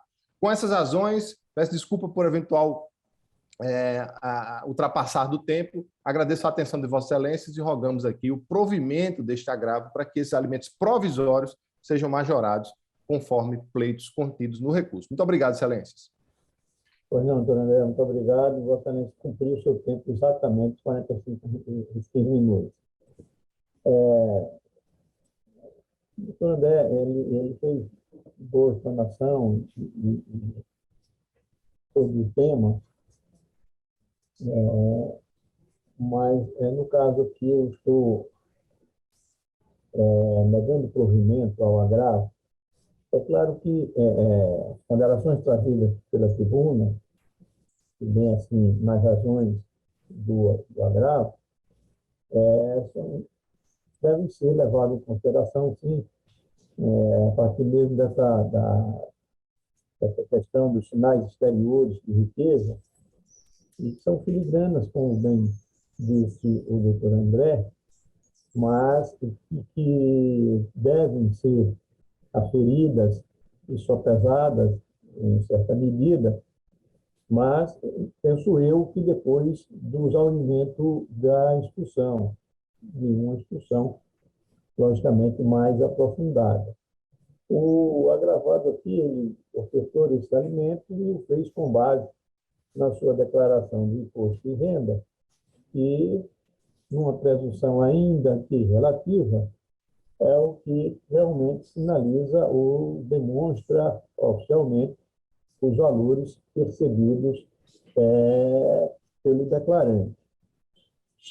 Há, inclusive, também nos autos, sobre a possibilidade da incidência do imposto de renda sobre a questão alimentar, sobre a prestação alimentar. O doutor André não referiu, certamente até mesmo porque o pedido principal foi o foco dele, era exatamente aumentar o percentual de alimentos, mas o que eu estou entendendo é que essa matéria merece, sim, a devida apreciação. São indícios ainda que fortes, mas que devem ser melhor aferidos após uma instrução mais regular, inclusive quanto à questão da atividade médica, de respeito às cirurgias por ele interpretado e realizadas numa especialidade que nós sabemos é rentável, sim, o doutor André tem razão quanto a esse ponto, Mas penso eu que os elementos até então trazidos aos autos não permitem de imediato a elevação desses valores. Volto a dizer, porque baseados na declaração do imposto de renda do próprio agravado. Portanto, eu estou aqui devendo o provimento, ainda que considerada a relevância dos fundamentos, ainda que considerada naturalmente, considerando que esses sinais exteriores devem sim ser aferidos, devem sim ter influência na fixação dos alimentos definitivos, mas, no momento, eu estou aqui desprovendo recursos, reservando naturalmente a discussão quando da instrução do processo, que será julgado em primeiro grau ainda, e deverá apreciar essas questões. Então, estou votando em dado do João Rebouças, alguma consideração? Senhor presidente, eu examinei, também atendi o doutor André e fiz essas ponderações que ele ratificou aqui na tribuna, mas a gente observa que trata-se de agravo de instrumento, realmente é um exame superficial desses requisitos do direito e que Vossa Excelência conduziu o seu voto de forma, no meu entendimento, de forma correta, no sentido de deixar para a instrução o aprofundamento dessas discussões com relação à situação de condições do alimentante e dos alimentados. Eu acompanho o voto de Vossa Excelência. Senadora Milka. Senhor presidente, tem um voto registrado aí, mas não é meu, é da desembargadora da doutora Neise. Eu queria pedir vista dos autos, porque esse processo, inclusive, não foi examinado por mim, por causa como disse, ao voto da doutora Neise aí nos autos.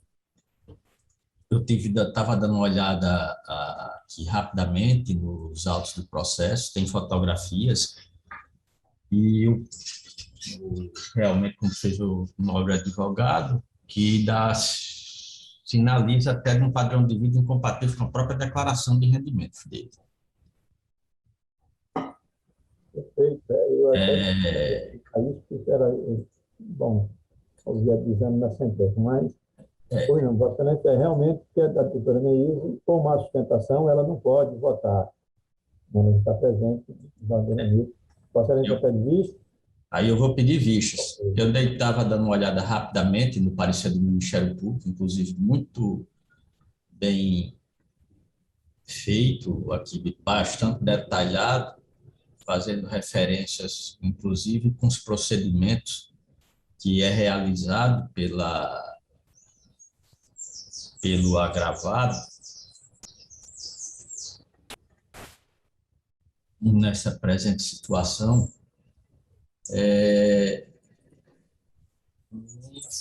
fazem realmente pela necessidade de uma avaliação mais detalhada a esse respeito, senhor presidente. Tendo em vista que procedimentos aqui que, se forem feitos pelo menos 2 desses procedimentos por mês, nós teríamos um rendimento que ultrapassaria mais de R$40 mil, se fizer apenas 2. Então, eu acho que, no meu caso, como eu disse, o voto registrado é o da doutora Neise, eu não examinei, então pediria vista para dar uma examinada mais detalhada no processo. Pois não, excelente. Vou aguardar o voto vista do desembargador Amigo. Claro. Inclusive, a matéria não fica em aberto ainda. Isso. Fazendo elementos que possam convencer, do contrário, não haverá constrangimento nenhum da minha parte de mudar, eventualmente, de entender pertinente. Tá bom? Fica, então, proclamado, após o voto do relator, desprovendo recursos, e inicialmente acompanhado pelo desembargador João Rebouças e de vista do desembargador Amilcar Maia. correto? Vamos, então... Vossa Excelência, desculpa, Excelência, Vossa Excelência vai constar, o desembargador João disse que ia aguardar o voto visto ou não há necessidade? Sim, sim, pode, claro, não há problema nenhum. A rigor não haveria necessidade, porque a matéria, como eu disse, fica Isso, só para... não é? E como a não ser que o desembargador João queira retirar o voto dele para... Enquanto o julgamento não terminar, está aberto para qualquer um. Eu posso até acompanhar o funcionamento. É só para pedir vista para examinar a matéria, porque quando foi chamado o processo, eu verifiquei aqui que tem 3 votos, mas o outro voto não era meu. Perfeitamente. Perfeito. Ok. Obrigado. Eu sigo aqui aguardando mais um processo. Muito obrigado. Foi não. Esse foi já o 5 da minha relatoria, não é isso?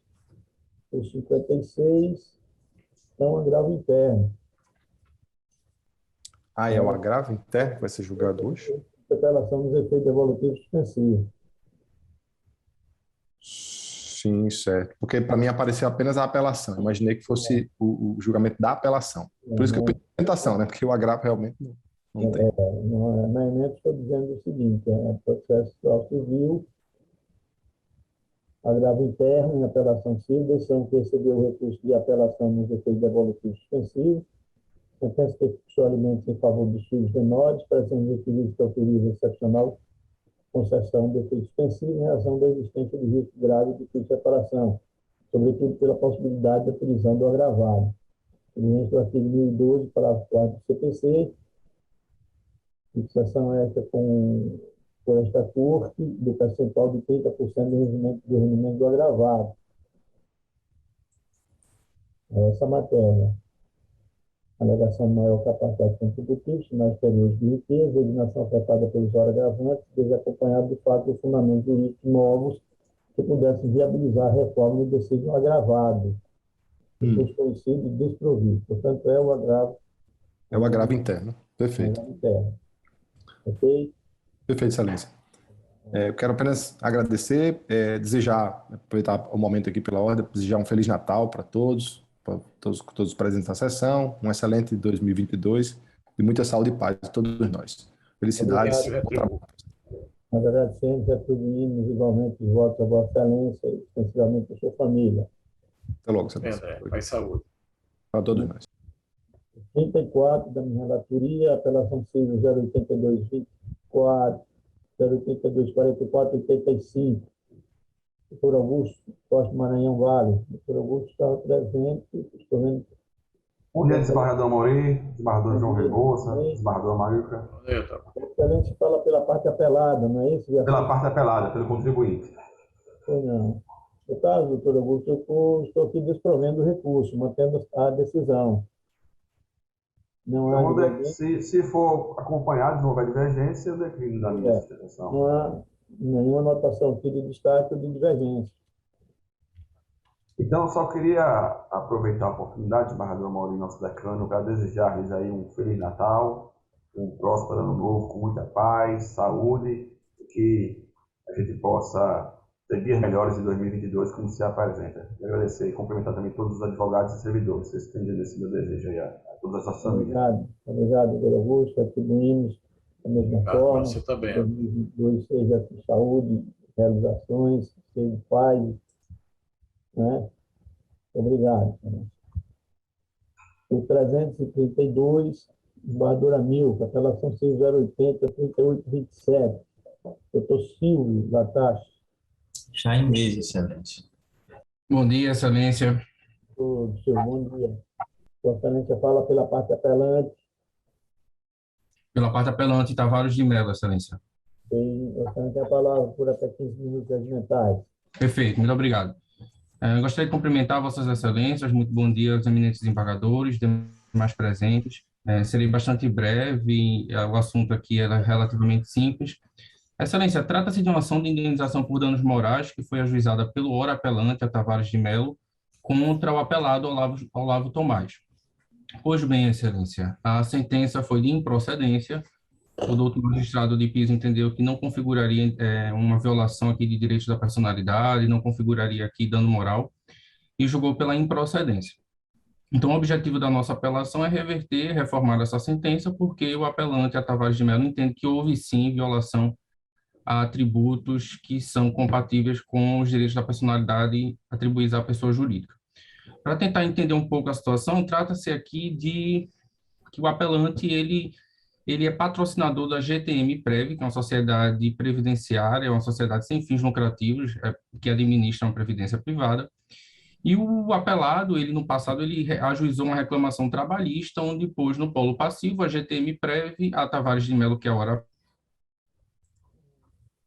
apelante, e o grupo procedente. Então, o apelado ele ganhou aquela reclamação trabalhista na época e depois deflagrou o cumprimento de sentença, postulando pelo pagamento da indenização. Quando do pagamento da indenização, Excelência, a empresa Êxitos Administração e Participações, que é a empresa que administra os ativos e os passivos da apelante, ela ingressou na execução e pagou a condenação. Só que quando ela pagou a condenação por meio de depósito judicial, houve um pequeno erro no preenchimento da guia de depósito, porque ela copiou e colou o nome do polo passivo, que constava lá GTM-Prev, quando foi a Êxitos que pagou.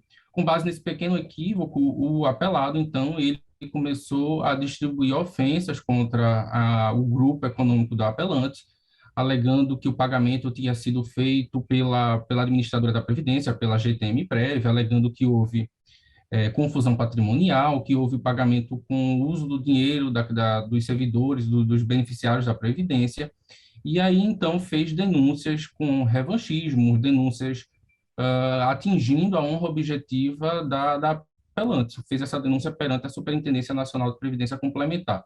Posteriormente, foi visto que essa denúncia era completamente infundada e foi indeferida, ela foi julgada improcedente por aquele órgão. Então, com base nesses fatos, Excelência, que foram plenamente comprovados nos autos, houve o ingresso com ação de reparação por indenização por danos morais, que o juiz Acol entendeu que não ocorreram, né? Em breve síntese, o juiz entende que a exposição da empresa apelante ficou adstrita perante a Superintendência Nacional de Previdência Complementar, que não haveria tido prejuízos morais, digamos assim, perante consumidores, né? Então, o juiz entende que faz uma correlação, alegando que, para que houvesse o dano moral, precisaria aqui um abalo perante um abalo de imagem perante consumidores, né? Então, a gente busca reformar esse entendimento, Excelência, porque é disso que os direitos da personalidade, quando da sua inauguração no nosso ordenamento jurídico pátrio positivado, por meio da Constituição de 88, ele foi pensado inicialmente para a tutela dos atributos psicofísicos da pessoa natural. Durante um certo tempo, houve uma celeuma, né, acerca da aplicabilidade dessa tutela para as pessoas jurídicas. O Código Civil de 2002 consagrou, no ponto de vista, no âmbito infraconstitucional, a tutela desses direitos, e o STJ consagrou o entendimento na súmula 227 de que não há dúvidas de que pessoas jurídicas podem sofrer danos morais, né? O artigo 52 do Código Civil também é bastante claro, no sentido de que se aplica às pessoas jurídicas no que couber a proteção dos direitos da personalidade. Então, diante de todos esses fatos, Excelências, é certo que houve aqui um abalo da honra objetiva, da credibilidade e da reputação dessa empresa, que sofreu com denúncias e com revanchismos por parte do apelado, sem qualquer credibilidade, sem qualquer lastro para o exercício daquela denúncia. Há aqui um verdadeiro abuso de direito. Então, para sintetizar, Excelência, a gente pugna pelo provimento da apelação, no sentido de reconhecer que houve violação a direitos da personalidade, que houve ofensa à honra objetiva da pessoa jurídica, pugnando pela reforma da sentença para o reconhecimento, para se prover o pedido de indenização por danos morais. É o que se requer. Muito obrigado a todos. Obrigado, executivo. Bartolomeu, tem a palavra. Senhor presidente, vou pedir permissão para fazer apenas a leitura da emenda, que a garganta já está muito mesmo. Na apelação civil em ação ordinária prejudicial de nulidade da sentença por decreto de revelia. Pessoas têm ali mero erro material contido no título da fundamentação, ausência de prejuízo. Processo objeção rejeitada. Quanto ao mérito, danos morais ocasionados à pessoa jurídica. A ausência de prova de violação à honra objetiva da empresa, denúncia arquivada pelo órgão administrativo. Inocorrência de sanções ou de repercussões negativas no ciclo de interesse da recorrente. eventual conduta criminosa do denunciante, que deve ser apurada na esfera penal. Não desincumbência do ônus de a prova contingência de violação moral, recurso conhecido, porém não provido, senhor presidente. Não há aqui destaque de divergência. Tratamos, então, pedido de recurso no segundo voto do relator. O 317, também da relatoria de Barbura Milka, grave instrumento 081, 1292. Doutor Rodrigo Pagani. Eu não vi na tela, não estou vendo. Doutor Rodrigo Eu não Pagani, vi na tela, senhor presidente. Parece que não, né? Contra. Bom, o 332, da relatoria também de Barbura Milka. Foi esse agora. Agora, isso. O seguinte, um agravo de instrumento da minha relatoria foi julgado. O 7 também na minha relatoria julgado. Do João Rebouças, 139. 139. 080, 1882. A emenda, senhor presidente. Doutora Mariana Teixeira. Bom dia. Bom dia, excelência. A doutora Mariana fala pelo Banco PAN. Não é isso? Isso, excelência. Apelante aqui, na minha Banco PAN. É apelante. A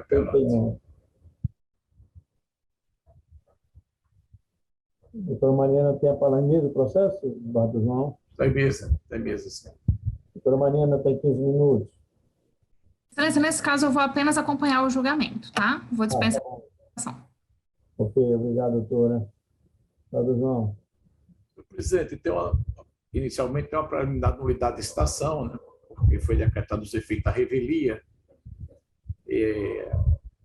Apelante, apesar de devidamente intimado, e de número tal, aí tem uma certidão que transcorreu o prazo sem apresentação de contestação. Então, essa nulidade de citação, eu não vislumbrei nenhuma procedência, eu estou rejeitando essa preliminar. A leitura da emenda já seria suficiente, excelência, né? Nós tivemos já acesso ao voto. Isso. Né? Basta a leitura da emenda para... Processual civil, consumidor, ação declaratória de inexistência de débito, acumulado com repetição do indébito e indenização por dano moral, preliminar de nulidade de citação, revelia decretada na origem, manutenção, nulidade não verificada, mérito, empréstimo consignado não reconhecido, sentença de procedência parcial, juntada posterior de documentos não submetidos ao contraditório e à ampla defesa, ausência de elementos aptos a comprovar a validade do negócio jurídico supostamente celebrado, cobrança indevida, desconstituição da dívida, devolução dos valores de forma simples, ausência de má-fé, viabilidade, dano moral em répsa, responsabilidade objetiva, incidência do verbete 479 da súmula do Superior Tribunal de Justiça, devido indenizar que se impõe indenização suficiente à reparação do dano, princípio da razoabilidade e proporcionalidade, conhecimento e desprovimento do recurso precedentes do superior e desta Corte. Perfeito, né? Está formado, então, desprovido do recurso à unanimidade. Apenas para lembrar que, não havendo sustentação, o processo seria julgado pelo virtual, né? Mas, em homenagem à doutora Mariana, que estava presente, a sua sustentação, na própria sentada, o processo fica, então, julgado nesse termo desprovido. Obrigado, doutora Mariana. Obrigada, excelências. Bom dia. Processo em julgamento, não é isso? Encerramos nossa pauta, Luciana. Isso mesmo, Bárbara. A sustentação é sim. Sustentação. Ok. Então, declaro encerrada a nossa discussão na ordem administrativa, na ordem jurisdicional, na ordem administrativa. Senhor presidente, Lindenberg Dutra, se possível, eu queria só colher o resultado do julgamento. Não me inscrevi, não há, aliás, ambiente para sustentação oral, mas é 89 do plenário virtual de relatoria do eminente desembargador João Rebouças. É um agravo. Eu não sei se haveria ambiente só para saber qual foi o resultado. 89. Fernando, doutor Lindenberg, já. João Rebouças, faço exposto com isso do provimento ao recurso para determinar que o depoimento pessoal do agravante no processo marital, no entanto, se trabalho da Fazenda Pública, ocorra somente após o oitivo de todos os testemunhos arrolados do processo. Perfeito, excelência. Muito grato. E o julgamento unânime também. Tá ótimo, excelência. Muito obrigado. Felicidade a todos. Encerrada a nossa ordem jurisdicional, na ordem administrativa, a presidência tem alguma proposição, Luciana? E não, Excelência, foi feito tudo na sessão passada. Tem só uma mensagem aqui da doutora Neise, que ela passou, e pediu para transmitir a Vossa Excelência. Por favor, oportunamente transmita aos desembargadores meus votos de um alegre Natal e um ano novo com muita saúde e prosperidade. Doutora Neise. Muito bom, agradecemos a doutora Neise. E nessa mesma oportunidade, eu gostaria de hoje, essa é a nossa última sessão da Câmara, né, na nossa Câmara, neste ano, né? Então, no encerramento de nossos trabalhos, eu gostaria, no primeiro momento, de dizer da alegria e da honra compartilhada durante esses momentos de julgamento com os colegas, representando o Ministério Público, aqui presente o doutor Fábio, os advogados que tomaram parte, contribuíram para o aperfeiçoamento dos nossos julgamentos, servidores, Diana, desejar a todos, né, um Feliz Natal, com suas famílias, com muita saúde, né, que 2022 venha livre de pandemia, né, e com muita prosperidade, com muitas realizações, e, sobretudo, com muita paz e saúde, que isso é o que interessa a todos nós. Eu agradeço a colaboração de todos, sempre muito cuidados e gentis com essa presidência, tolerantes até em certa medida, colaboração e compreensão de todos os colegas, Bador João, Bador Amilca, a doutora Neide, que ouve muito bem durante a sua substituição, que continuará no ano que vem, né, porque ela foi designada para substituir o presidente Bador Vivaldo enquanto na presidência. Luciana, nossa querida colaboradora, enfim, o doutor Fábio, Ministério Público, representa no momento do Ministério Público, é um prazer também tê-lo aqui, enfim, agradecendo a todos o carinho e a atenção, a ajuda, a colaboração, o desejo, vou repetir, um Feliz Natal, com suas famílias, né, um ano novo de paz, de saúde e de prosperidade. São os votos da presidência, extensivos, como disse, não só aos colegas, aos advogados, ao Ministério Público, aos servidores e suas respectivas famílias. Da presidente, da presidência, somente, Bador João. Quero agradecer a Vossa Excelência esses votos e Vossa Excelência não tem o que agradecer aos membros da Corte, pelo contrário, nós aqui agradecemos a Vossa Excelência a atenção, a forma cordial que sempre Vossa Excelência conduziu os trabalhos desta Câmara. E dizer a Vossa Excelência que estamos também desejando a Vossa Excelência tudo em dobro que Vossa Excelência nos desejou e extensivo à sua querida família, toda a família. Que Deus continue abençoando todos nós com muita paz, muita saúde e que no próximo ano estejamos aqui juntos para continuar os nossos julgamentos. Deus nos abençoe sempre. Obrigado, senadora Milka. Senhor presidente, inicialmente, minhas desculpas pelo atraso, mas quase que não era possível fazer apresentar a sessão, mas me lembrei que a doutora Ney estava de férias, se eu não viesse, não tinha sessão. Mas, resumidamente, um Feliz Natal para todos. Muita saúde, porque é só o que importa, o resto a gente corre atrás. Perfeito. Doutor Fábio, a palavra. Então, Maurinho, gostaria de registrar inicialmente a minha satisfação ter tido essa oportunidade de ter assento nessa Igreja Terceira Câmara Civil, nessas 2 sessões que houve, a oportunidade de aprender, né, de interiorizar a sabedoria do voto de Vossa Excelência, os posicionamentos jurídicos, e ter tido a oportunidade também de rever amigos, os colegas então juízes lá de Mossoró, né, doutor Abilca, doutor João Rebouça, né, velhos tempos, doutor Expedito também, que não está mais presente, mas foi uma grande satisfação, foi uma honra participar, parabenizar a todos vocês pelo trabalho de excelência, né, que o Ministério Público faz esse registro. Eu tenho nesse período que tenho substituído aí, Procuradoria, tenho visto e posso testemunhar realmente o trabalho de excelência, inclusive da presidência do desembargador Amorim, e desejar a todos um feliz ano novo, né, muita saúde, vida longa, muita saúde para todos nós. Obrigado aí a todos, a servidora Luciana também, que sempre foi muito atenciosa conosco, nos encaminhando as pautas, os links. Então, foi uma grande satisfação. Tudo de bom, prazer em ter estado com vocês, amiga. Até a próxima oportunidade. Se quiser, muito obrigado, doutor Fábio. Igualmente, doutor Fábio. Tudo de bom. Você também. Um abraço.